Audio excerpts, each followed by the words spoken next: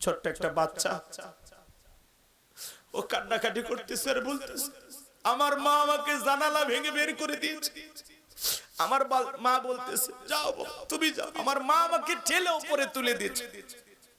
ওই ছেলেটা এখন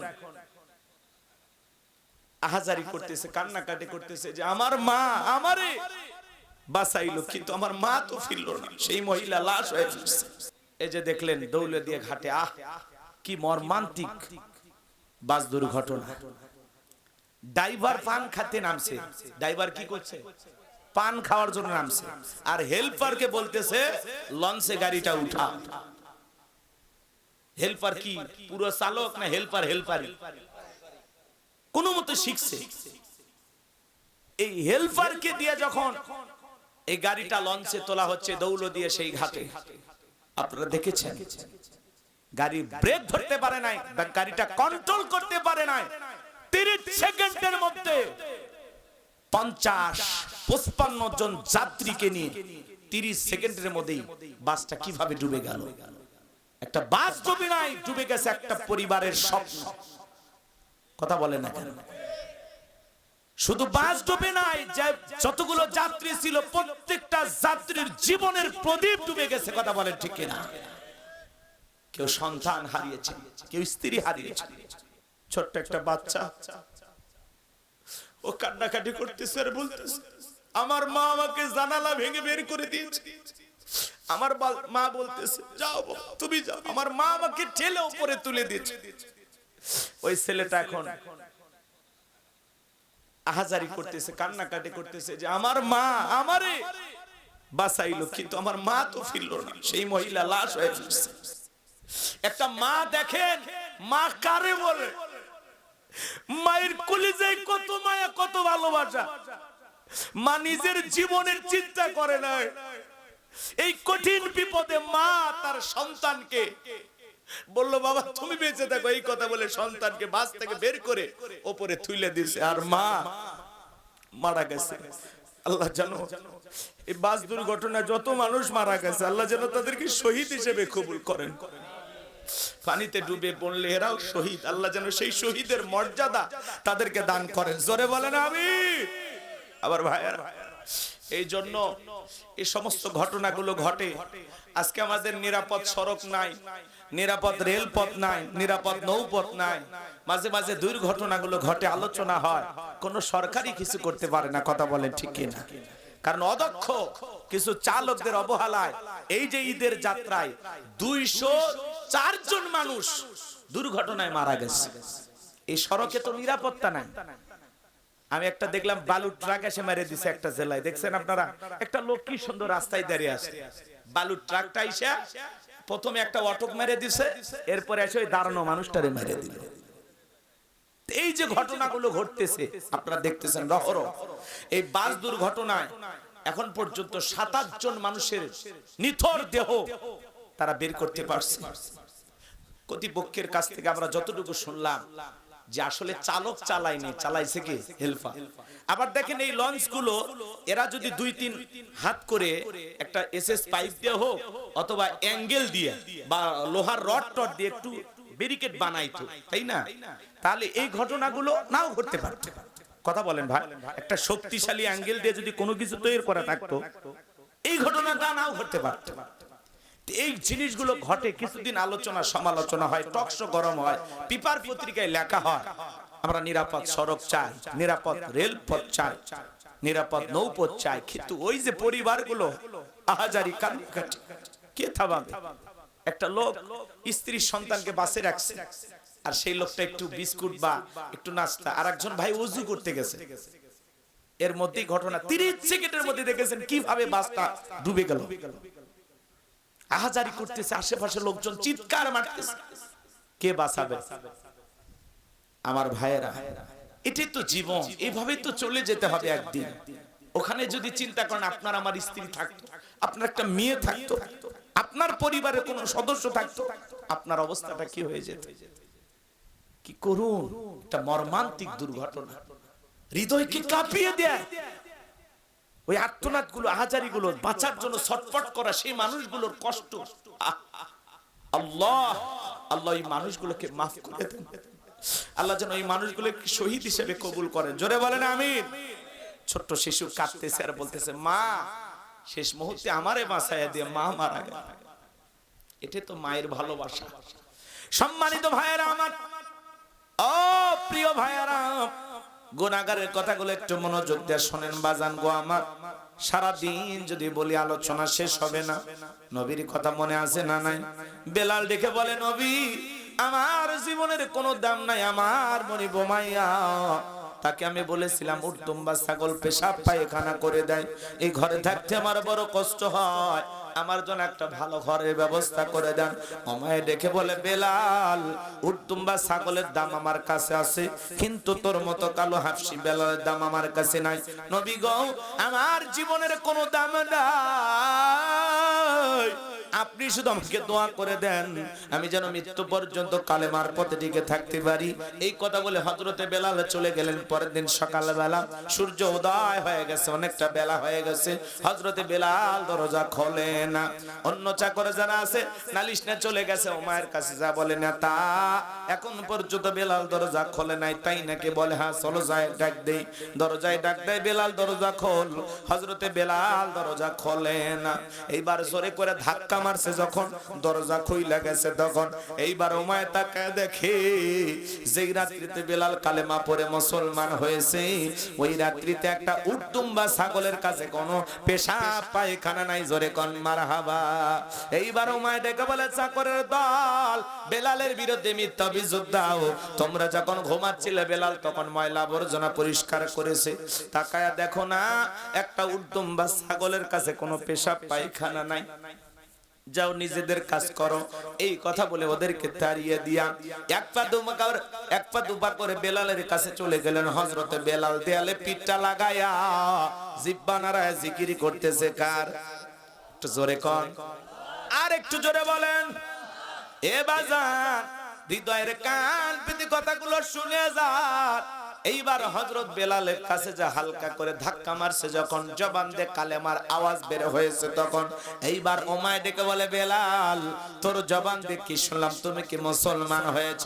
হযরতে বেলাল দেখে বলে, মুসলমান হয় যারা মিথ্যা কথা বলতে পারে না তারা আল্লাহু আকবার ওয়া কুলু কওলান সাদীদা। মুসলমান হবে যারা, সত্যবাদী হবে তারা। মুসলমান কখনো মিথ্যাবাদী হতে পারে না। আমাদের সমাজে মিথ্যাবাদী আছে না নাই? ভরা পেটে মিথ্যা, খালি পেটে মিথ্যা, ঘুমানোর আগে মিথ্যা, ঘুম থেকে উঠাও মিথ্যা। মিথ্যা বলতে বলতে চেহারা দেখা হয়ে গেছে, এক পা কবরে চলে গেছে। এত মিথ্যা কথা বলে শয়তান পর্যন্ত বলে আমি অত খারাপ না। মিথ্যাবাদী এমনও আছে বলে মিথ্যা না বললে পেটের ভাত হজম হয় না। এরা মিথ্যাবাদী, পাশাপাশি এরা হলো টাটকা শয়তান। এত মিথ্যা কথা আপনি কেন বলেন? আল্লাহর ভয় নাই? মিথ্যা বলবেন কেন? মিথ্যা বললে জবানের বরকত নষ্ট হয়।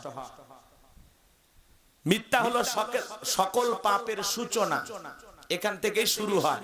একটা মিথ্যা বলতে গিয়ে ওই মিথ্যাকে ঢাকার জন্য আরো 10টা মিথ্যা বানায় বলতে হয়। কথা বলেন না কেন? এজন্য জবান দিয়ে সত্য কথা বলবেন, সত্য কথা বলবেন। মিথ্যা বলা কবিরা গুনাহ, বড় গুনাহের কাজ। আমরা মিথ্যা বলবো না, আমরা আমাদের জবানটাকে কন্ট্রোল করব, সব সময় সত্য বলার চেষ্টা করব ইনশাআল্লাহ। কথা বলেন চাচা, কথা সত্য বলার দরকার নাই, মিথ্যা কথা বলা যাবে না, তাল বাহানা করা যাবে না। আল্লাহ আমাদের বুঝ দান করেন, জোরে বলেন আমিন। এইবার বেলাল ডেকে বলে, গতকাল রাত্রিতে নবীজির হাতে হাত রেখে আমি কালেমা পড়ে মুসলমান হয়েছি। এই কথা শোনার পরে ওমায় ডেকে বলে, বেলাল তুমি যদি চাও তোমার ছাগলের মালিক বানায় দেব, থাকার জন্য ভালো ঘর বানায় দেব। ও বেলাল এখনো সময় আছে, আব্দুল্লাহর বেটা মুহাম্মদ সাল্লাল্লাহু আলাইহি সাল্লামের কালেমা ছেড়ে দাও। হযরতে বেলাল ডেকে বলে, ওমাইয়া রে, এই দুনিয়ার কোন পার্থিব সম্পদের বিনিময়ে বেলাল তার ঈমান বিক্রি করবে না। বলুন আল্লাহু আকবার। এইবার ওমায় ডেকে বলে, আমার কথা না শুনলে বড় নেতা আবু জেহেলকে খবর দিব। হযরতে বেলাল ডেকে বলে, কোন বড় নেতা ছোট নেতা এখন কাউকে গোনার টাইম নাই। আমি দুনিয়ার কোন আবু জেহেলকে ভয় করি না, আমি ভয় করি আমার আল্লাহকে। আল্লাহু আকবার। আমার ভাইয়েরা, এইবার ওমায় দৌড়ে চলে গেছে আবু জেলের বাড়িতে, যা বলে নেতা সংবাদ খুব খারাপ, আমার বাড়ির কৃতদাস বেলাল কালেমা পড়ে মুসলমান হয়েছে। তাই নাকি? বলে হ্যাঁ, ঠিক আছে চলো যাই। আবু জেলের কিছু সাঙ্গ পাঙ্গ ক্যাডার মাস্তান ছিল, যাদের কাজই হলো মুসলমানদের পর নির্যাতন জুলুম চালানো। আজও তামাম পৃথিবীর দিকে তাকায় দেখবেন জালেমদের বিশেষ একটা বাহিনী থাকে, যাদের কাজই হলো গোপনে গোপনে ইমানদার আল্লাহওয়ালা আলেমদের পর নির্যাতন জুলুম চালানো। কথা বলেন ঠিক কিনা? আমার ভাইয়েরা গভীর মনোযোগ দিয়ে কথা শোনেন। এইবার আবু জাহেল তার সাঙ্গ পাঙ্গ কাটার মাস্তানে ওমায়ের বাড়িতে হাজির হয়ে গেল। ডেকে বলে, বেলাল এই দিকে আয়। ও বেলাল, এসব কি শুনছি? তুমি নাকি আব্দুল্লাহর বেটা মুহাম্মদ সাল্লাল্লাহু আলাইহি সাল্লামের কাছে গিয়ে কালেমা পড়ে মুসলমান হয়েছো। হযরত বেলাল ডেকে বলে, হ্যাঁ, গতকাল রাত্রিতে নবীজির হাতে হাত রেখে আমি কালেমা পড়ে মুসলমান হয়েছি। এই কথা শোনার পরে আবু জাহেল ডেকে বলে, বেলাল তুমি যদি চাও উট দুম্বা ছাগলের মালিক তোমারে বানায় দেব, থাকার জন্য ভালো ঘর বানায় দিব, ব্যবসা বাণিজ্য যদি করতে চাও দিরহাম টাকা পয়সা যা লাগে দেব। বেলাল চতুর্থ নাম্বার প্রস্তাব হলো, বেলাল তুমি যা চাইবা, তুমি চাইতে দেরি, তোমার চাহিদাগুলো পূরণ করতে আমরা দেরি করব না। হযরতে বেলাল ডেকে বলে, আবু জাহেল রে, দুনিয়ার সব সম্পদ যদি আমি বেলালকে দিতে চাও, দুনিয়ার সব সম্পদ ছাড়তে রাজি, নবীজির কালেমা ছাড়তে রাজি নাই। বলেন আল্লাহু আকবার। আর একটু জোরে বলেন আল্লাহু আকবার। আমার ভাইয়েরা মনে রাখবেন, বেলালের মতো মুসলমান যারা পৃথিবীর টাকার কাছে বিক্রি হবে না তারা। কথা বলেন ঠিক কিনা? কিন্তু আমাদের সমাজে মুনাফিক মার্কা মুসলমান যারা টাকার কাছে বিক্রি হয়, তারা টাকা পাইলে বাতিলের পাঁচ আটা গোলাম হয়, টাকার জোরে ফতুয়া ঘরে, টাকা পাইয়া ফতুয়া দেয়। আছে না নাই? বস্তায় বস্তায় বাতিলের টাকার কাছে বিক্রি হয়ে যায়। আছে আছে, সুবিধাবাদ জিন্দাবাদ। ওই সমস্ত নামধারী মুনাফিক মার্কা মুসলমানের জন্য ইসলামের 12টা বাজছে। কথা বলে ঠিক কিনা? অমুসলিমেরা যতটা ইসলামের ক্ষতি না করতে পারে, নামধারী মুনাফিক মার্কা মুসলমানেরা তারা সবচেয়ে বেশি ইসলামের ক্ষতি করে। কথা বলে ঠিক কিনা? এই জন্য ওরা টাকা পাইলে এদিক সেদিক ফতুয়া ঘুরায়া দেবে, টাকার জোরে ফতুয়া ঘোরে। কথা কি বুঝছেন আমার ভাইয়েরা? বেলালের উত্তরসূরি যারা, এরা টাকার কাছে বিক্রি হবে না। এই কথা যখন বলল, আবু জাহেল ডেকে বলে, বেলাল এত বড় লোভনীয় প্রস্তাব দিলাম, রাজি হইলা না। সোজা আঙ্গুলে ঘেউ না উঠলে আঙ্গুল একটু বাঁকা করা লাগবে। এই কথা বলে যুবকদের লেলিয়ে দিল, চাবুক দিয়ে পিটাও। হযরত বেলালকে চাবুক দিয়ে পিটানো শুরু হলো। ওরা যত জোরে চাবুক মারে, বেলাল তত জোরে কালেমা পড়ে।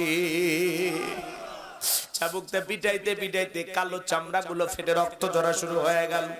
আবু জাহেল ডেকে বলে, বেলাল চাবুকতে পিটাইতে পিটাইতে কালো চামড়া গুলো ফেটে রক্ত ঝরতেছে, তবু কি নবী মুহাম্মদ সাল্লাল্লাহু আলাইহি সাল্লামের কালেমা ছাড়বি না?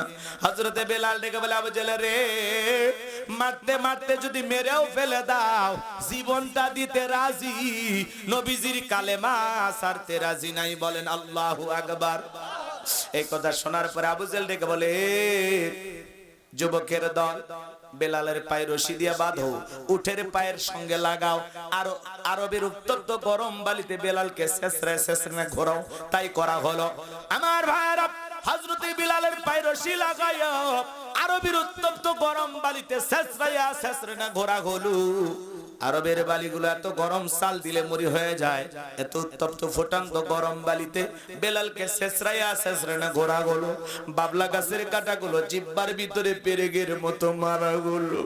বিকেল বেলা নিয়ে এসে ডেকে বলে, বেলাল চাবুক দিয়ে পিটাইলাম, পাই রশি লাগাই এনে ঘুরলাম রে বেলাল, তবু কি নবী মুহাম্মদ সাল্লাল্লাহু আলাইহি সাল্লামের কালেমা ছাড়বি না? হযরতে বেলাল ডেকে বলে, আবু জাহেল রে, মারতে মারতে যদি মেরেও ফেলে দাও, বেলালের নিঃশ্বাস থাকবে যতদিন, বেলাল কালেমার পথে টিকে থাকবে ততদিন। আল্লাহু আকবার। এইবার আবু জাহেল ডেকে বলে, এ যুবকের দল, বড় একটা পাথর নিয়ে এসে বেলালের বুকের উপরে চাপায়া দাও। বিশাল বড় একটা পাথর নিয়ে এসে হযরতে বেলালের বুকের উপরে চাপায়া দিয়া আবু জাহেল মনে করলো পাথরের চাপার আঘাতে বেলাল মারা যাবে। এই কথা ভেবে কাফেরা চলে গেল, হাত বাঁধা পা বাঁধা, বুকের উপরে বিশাল বড় পাথর, রক্তাক্ত জিহ্বাটা দাঁড়াইয়া চোখের পানি ছেড়ে দিয়ে বেলাল তবুও জিকিরি করতেছে, খা ও নওগাঁর বাবাজিরা, আপনাকে আমাকে জিকির করার জন্য কেউ মারে না, পিটে না, ধমক দেয় না, তবু আমরা কপাল পোড়া আল্লাহর জিকির করি না। হাদিস শরীফের ভিতরে আসছে বাজান, আমার নবী যে বলেছেন, যার জিহ্বাটা আল্লাহর জিকিরে তরু তাজা থাকে, আল্লাহর জিকিরে ভিজা থাকে, ওই জিহ্বাওয়ালা মানুষ কোনোদিন জাহান্নামের আগুনে জ্বলবে না। বলুন সুবহানাল্লাহ। আযকুরুনি আযকুরুকুম ওয়াশকুরুলি ওয়ালা তাকফুরুন। আল্লাহ ডেকে বলে, বান্দা তোমরা আমি আল্লাহকে স্মরণ করো, আমি আল্লাহ তোমাদেরকে স্মরণ করব, কৃতজ্ঞতা প্রকাশ করো, অকৃতজ্ঞ হয়ো না। এ বাজান, জিকির করার জন্য আলাদা সময় লাগে না। মাঠে ময়দানে কাজ করতে করতে, ক্ষেত খামারে কাজ করতে করতে আল্লাহ জিকির করা যায়, রিকশা ভ্যান চালাইতে চালাইতে আল্লাহর জিকির করা যায়, অফিস আদালতে বসে বসে আল্লাহর জিকির করা যায়। মা বোন যারা আবার শুনছেন, মা মাসে বেশ কয়েকদিন আপনারা অসুস্থ থাকেন, যে সময় আপনাদের সালাত পড়া নিষেধ, মা ওই সময়গুলোতে আপনারা বেশি বেশি করে তাসবিহ তাহলিল করবেন, জিকির করবেন। মা জিকির করতে কোনো বাধা নাই, সব সময় জবানে জিকির চালু রাখবেন। সুবহানাল্লাহ, আলহামদুলিল্লাহ, লা ইলাহা ইল্লাল্লাহ, আল্লাহু আকবার, সুবহানাল্লাহি ওয়া বিহামদিহি, সুবহানাল্লাহিল আযীম। তাহলে সব সময় জবানে জিকির চালু রাখতে হবে। কার? নবীর এক সহজ সরল সাহাবী এসে বলে, নবী ইসলামের এত বিধিবিধান আমার মনে থাকে না, সহজ কোন আমল দেন। আমার নবী ডেকে বলে, সাহাবী সব সময় যদি আল্লাহর জিকিরে জিহ্বাটা তরুতাজা রাখতে পারো, জিহ্বাটা ভিজে রাখতে পারো, এই জিকির তোমাকে জান্নাতে পৌঁছায় দেবে। বলুন সুবহানাল্লাহ। কোন বান্দা যদি জিকির করতে করতে ঘুমের মধ্যে চলে যায়, আমার আল্লাহ দেখে বলে, আমার ফেরেশতারা আমার বান্দার চোখে ঘুম আমি আল্লাহ দিয়েছি, আমার বান্দা সারা রাত জায়গা জায়গা জিকির করলে যে সব হয়, আমার বান্দার আমল নামায় সেই সব লিখে দাও। বলুন সুবহানাল্লাহ।